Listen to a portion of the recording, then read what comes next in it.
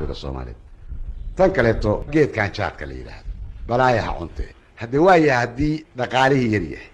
او هدي با وغاري كرايو maalintii laba goor in afka wax lagu dhifto saddexdiina ay gaareen asi caleenta xaaraantu ay meesha taalo qiimaheedan aan ognahay sidee baa marka aynu uga baxsanaynaa inaan gumowno baryootanno gacan hoorsano xadno sidee marka qiimahaagii bini aadamka meey iyo qabkaagii iyo kibirkaagii mar haddaad noqoto baryaa gacan hoorsada haddaad noqoto qiimahaagii aaw qiimaad leedahay xoolaha waxa ka fiican waxa way qofku qiimihiisa dareenkiisa dadnimadiisa ayaa ka fiican marka waxaa lagama maarmaan ah inaad qashinka iska daysaan hadda ka hor baan sheeko dheer ka baxshay waana aad wada taqaani waxaan ka baxshay anigu horta col baan lahay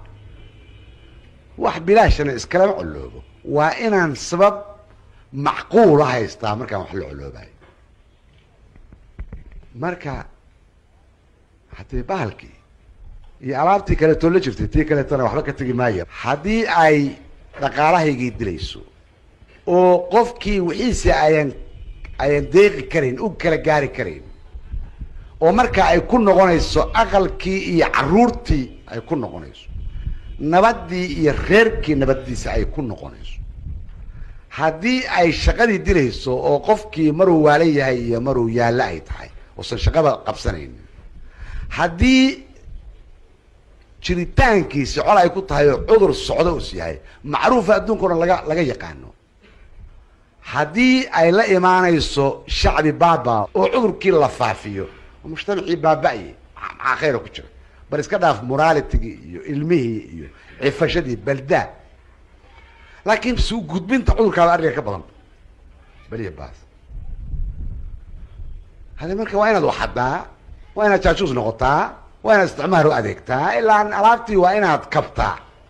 balaayaad kabaysaa kabtaa maxaa ka imaanaya marka hoog iyo ba'baa ka imaanaya shaksiyadu ma jirto wadannimo ma jirto islaamnimo ma jirto waxaa ka sii dara waxa weeye yaa isiiya alaabta maxaase layga siiyaa anna dollar baa layga siiyaa dahabkaygaa layga qaata markaasaa hub lagu soo gataa oo ciidan lagu dhistaa dadkaygana lagu jaraya anna dahab baan siiyaa dollar baan siiyaa war maysu qalanta miyaynaan damiir lahayn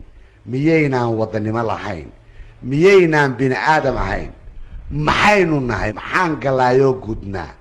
miyaynaan dhidhi lahayn bal baabaa kale usi nagu samaynaya nagala daayo dhaqaalo iyo reer iyo mujtamac iyo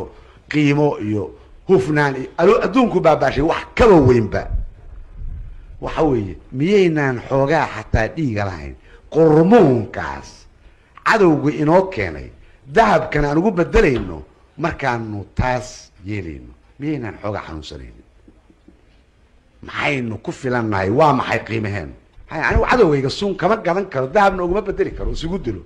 oo suntiisu mujtamacii soo kori lahaa uu wada baaba oo cudur iyo balaayo baasus qaado oo fiqiir aan noqdo intaan wax tabcan lahaa maraan hurdo iyo maraan xadaha iyo maraan waxayga baabina ay noqoto oo lacagtii adkayd aan wax ugu soo gadan lahaa wax ku qabsan lahaa isaga uu iga qaato mش macquul ma suura gasho arrintaasu arrin qurmoon wey loo baahan yahay dadkiina dhalinyarada ahu jiilkiina wax cudur ku soo socda inaad iska xirisaaneen oo aad dagaal ka taagtaan oo aad ka hanuunisaan dadka foolxumadiisa iyo qurmuunkiisa haddii kaleeto shacbi bukaad ka mid noqon doontaan